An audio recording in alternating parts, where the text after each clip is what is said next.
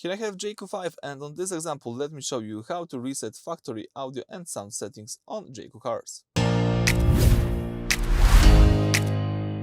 So at the very beginning, let's start by using the home screen. Here you need to find and select the settings. You can do this by using two different methods, by tapping settings here at the top of the screen or by using this car icon at the bottom of the screen. Then you need to choose here the sound section on the left side, and then let's scroll down to the bottom of the list. So here you've got the reset button.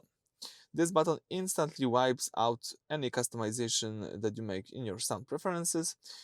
So if you would like to reset the sound settings, let's just tap it here. This will reset all sound settings. Please do not power off the vehicle during this process.